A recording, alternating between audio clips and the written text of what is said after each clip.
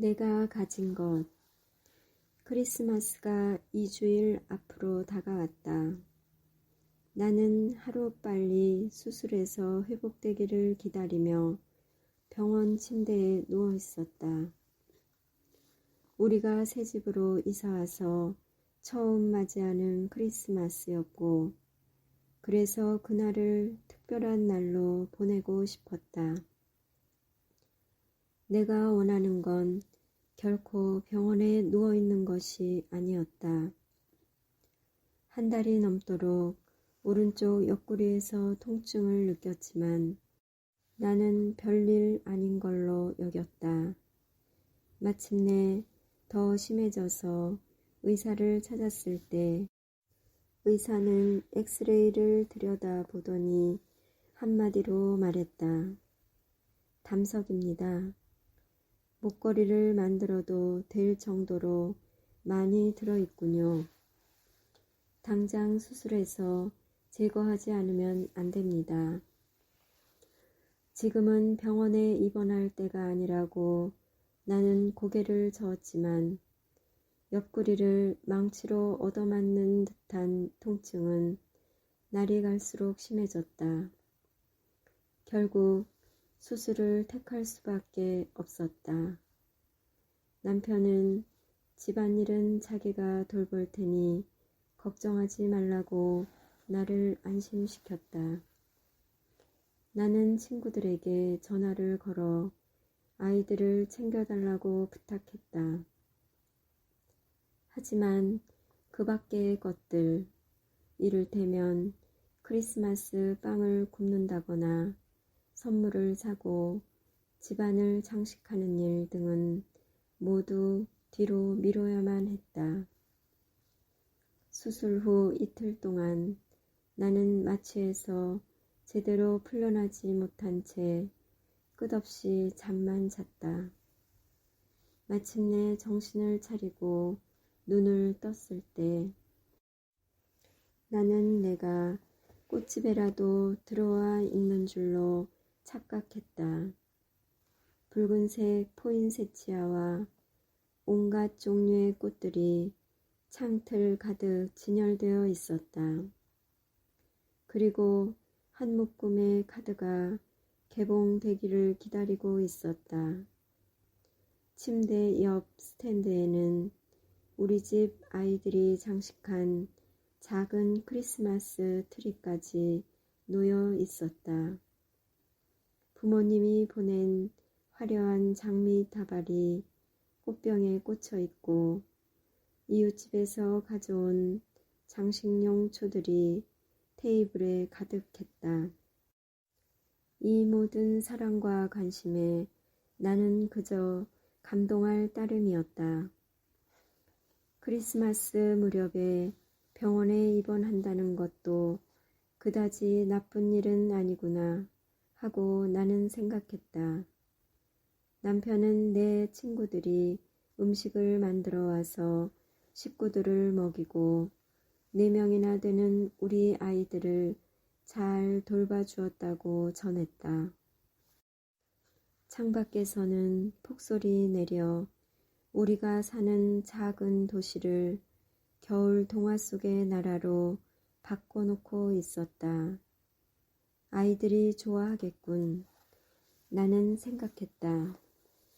아이들은 지금 뒷마당에서 눈사람을 만들고 있거나 아니면 학교 운동장의 야외 아이스링크에서 스케이트를 타고 있을 것이다. 아이들이 신체 장애자로 태어난 우리의 막내 아담도 데려갔을까? 6살인 아담은 이제 조금씩 걷기 시작하고 있었다. 가느다란 다리로 눈밭이나 얼음판을 걷고 있을 아이를 생각하니 걱정이 앞섰다. 또 꽃이 왔습니다. 쾌활한 간호사의 목소리가 나를 생각에서 벗어나게 했다. 간호사가 아름답게 포장된 꽃다발 하나를 들고 병실로 들어왔다. 그녀는 내게 카드를 건네주고는 창틀의 포인세치아 사이에 그 꽃다발을 놓았다. 간호사가 짐짓 놀리듯이 말했다. 어서 빨리 집으로 보내드려야겠어요. 꽃이 너무 많아 우리 병원에 공간이 부족하거든요. 내가 고개를 끄덕였다. 맞아요. 나도 얼른 집으로 갔으면 좋겠어요. 아, 깜빡 잊을 뻔했네요. 간호사는 주머니에서 여러 장의 카드를 꺼내 스탠드 위에 올려놓았다. 병실을 나가기 전에 그녀는 두 침대 사이에 쳐져 있던 옅은 초록색 칸막이 커튼을 제쳐 주었다. 내가 쾌유를 비는 카드들을 읽고 있는데 갑자기 이런 소리가 들렸다. 난 그 꽃들이 좋아요. 나는 고개를 들어 그때서야 비로소 옆 침대에 누워있는 여성을 처음으로 바라보았다. 커튼이 쳐져 있었기 때문에 그때까지는 그녀의 존재를 알지 못했던 것이다. 그녀가 다시 말했다. 난 그 꽃들이 좋아요. 나와 한 병실을 쓰는 체구가 작은 그 40대 여성은 다운 증후군에 걸린 사람이었다. 키가 작고 회색 곱슬머리에 눈은 갈색이었다. 환자복 윗단추가 풀려 있어서 앞으로 몸을 기울이면 어깨가 다 드러났다. 다가가서 단추를 잠가주고 싶었지만 나는 아직 링거 주사를 맞고 있는 중이라 몸을 일으킬 수가 없었다. 그녀는 어린애처럼 놀라워하는 눈빛으로 계속 내 꽃을 주시했다. 내가 말을 걸었다. 난 본이라고 해요. 당신은 이름이 뭐죠?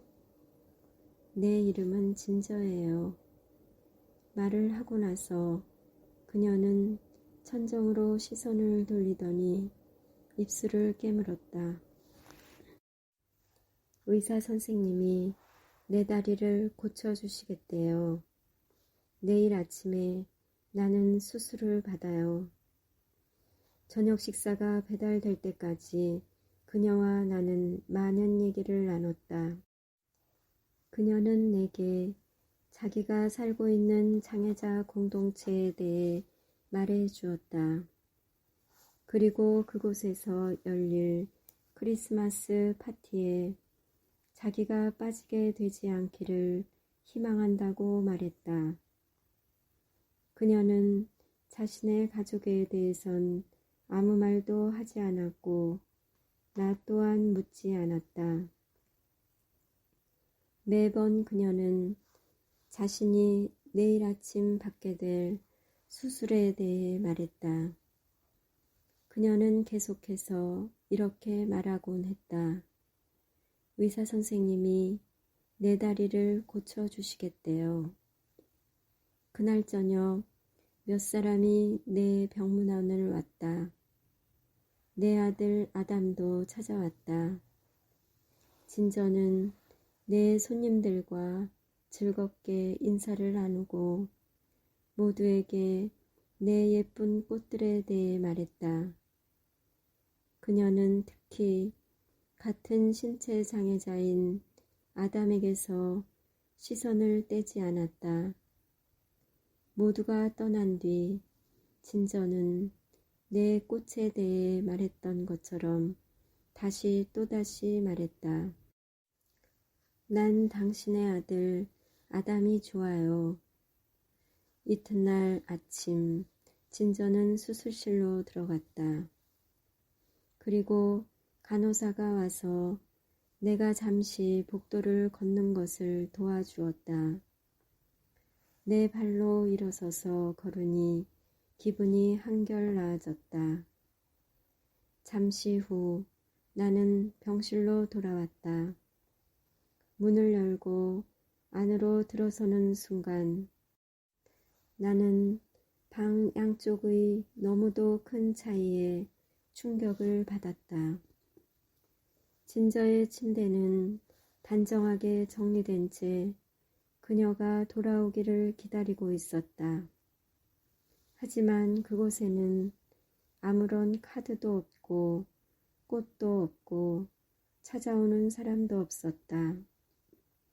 반면에 내 침대에는 꽃이 만발해 있고 건강하기를 기원하는 카드들이 내가 얼마나 사랑받고 있는가를 말해주는 듯 수북이 쌓여 있었다. 아무도 진저에게는 꽃과 카드를 보내지 않았다. 실제로 단 한 사람도 전화를 걸거나 찾아온 적이 없었다. 내 아들 아담도 언젠가는 저렇게 되겠지. 나는 얼른 그 생각을 머릿속에서 지워버렸다. 그렇다. 나는 결심했다. 아무도 관심 갖지 않는 그녀에게 나라도 무엇인가를 선물해야지. 나는 창가로 걸어가서 붉은색 초와 성스런 나뭇가지들로 장식된 꽃바구니를 들어 올렸다. 하지만 이것은 크리스마스 저녁에 우리 집 식탁에 올려놓으면 잘 어울릴 거야. 그렇게 생각하면서 나는 그것을 도로 내려놓았다. 이 포인세치아는 어떨까? 문득 이 짙은 붉은색 식물을 걸어놓으면 오래된 우리 집 현관이 한층 밝아 보이리라는 걸 깨달았다. 그렇다고 부모님이 보내준 장미 따발을 남에게 줄 수는 없는 일이었다. 올해는 함께 크리스마스를 보내지도 못하는데 이런저런 이유 때문에 나는 선뜻 결정을 내리지 못하고 있었다. 이 꽃은 벌써 시들기 시작했으니 줄 수가 없어. 그리고 이걸 줘버리면 이 꽃을 사온 친구가 실망할 거야. 이건 집에 가져가면 쓸모가 많을 거야. 어떤 것도 쉽게 포기하기 어려웠다. 그러다가 나는 다시 침대에 올라와 누웠다. 내 죄책감을 없애기 위해 내일 아침 문을 열면 병원 안에 있는 선물 코너에 전화를 걸어 진저에게 직접 꽃을 배달시키도록 해야겠다고 마음먹었다. 진저가 수술실에서 돌아왔을 때 병원에서 자원봉사자로 일하는 한 여학생이 그녀에게 빨간색 리본이 묶인 작은 크리스마스 장식을 가져다 주었다. 여학생은 그 둥근 장식을 아무것도 걸려있지 않은 진저의 침대 위 흰 벽에 걸어주었다. 그날 저녁 나에게는 더 많은 사람들이 병문안을 왔다. 진저는 아직 마취해서 덜 깬 상태인데도 나를 찾아온 손님들 모두에게 반갑게 인사를 하고 자기가 받은 단 하나뿐인 크리스마스 장식을 자랑스럽게 보여주었다. 다음 날 아침 우리가 식사를 끝내자마자 간호사가 들어와 진저에게 퇴원 준비를 하라고 일렀다. 간호사는 말했다. 장애자 공동체에서 온 차가 당신을 태워가려고 밖에서 기다리고 있으니 서두르세요. 내가 보기에 부족한 치료비 때문에 진저는 오랫동안 병원에 입원해 있을 수 없는 듯했다. 그러나 일찍 퇴원하게 됨으로써 진저는 공동체 식구들과 함께 크리스마스를 맞이하게 되리라는 걸 난 알았다. 그 점은 나도 기뻤다. 하지만 병원 내 선물 코너가 문을 열려면 아직 2시간을 더 기다려야 한다는 사실을 알고 나는 마음속으로 죄책감을 느꼈다. 나는 다시 한번 내가 선물 받은 꽃들을 둘러보았다. 어떤 것을 주면 좋을까? 간호사가 휠체어를 밀고 와 진저의 침대 옆에 놓았다. 진저는 몇 안 되는 소지품을 챙기고 옷장 안에 있는 코트도 내렸다. 내가 말했다. 당신을 알게 돼서 정말 즐거웠어요, 진저. 나의 그 말은 진심이었다. 그녀는 사람을 감동시키는 묘한 구석이 있었다. 하지만 나는 애초에 선한 의도를 따르지 못한 것에 대해 죄책감을 떨쳐버릴 수가 없었다. 간호사가 진저를 도와 코트를 입히고 휠체어에 앉혔다. 그리고 벽에 걸린 작은 크리스마스 장식을 떼어 진저의 무릎 위에 올려놓았다. 그들은 병실을 나서기 위해 문 쪽으로 갔다. 그때였다. 갑자기 진저가 소리쳤다. 잠깐 기다려요. 진저는 휠체어에서 일어나더니 절뚝거리며 천천히 내 침대로 걸어왔다. 그녀는 오른손을 뻗어 그 작은 크리스마스 장식을 내 무릎에 내려놓았다. 그리고 말했다. 메리 크리스마스. 당신은 참 좋은 사람이에요. 그녀는 나를 꼭 껴안았다. 고마워요, 진저. 나는 그 이상 아무 말도 할 수가 없었다. 그녀는 다시 절뚝거리며 휠체어로 돌아갔다. 그리고는 문을 나갔다. 나는 젖은 눈으로 내 손에 놓인 그 작은 크리스마스 장식을 내려다 보았다. 진저가 받은 유일한 선물이었다. 그런데 그녀는 그것을 나에게 준 것이다. 나는 그녀가 누워있던 침대를 바라보았다. 또다시 그녀의 침대 쪽은 텅 비고 아무것도 없었다. 하지만 진저가 타고 내려갈 엘리베이터 문이 땡 하고 열리는 소리를 들으면서 나는 그녀가 훨씬 많이 가졌다는 것을 깨달았다. 나보다 훨씬 많이.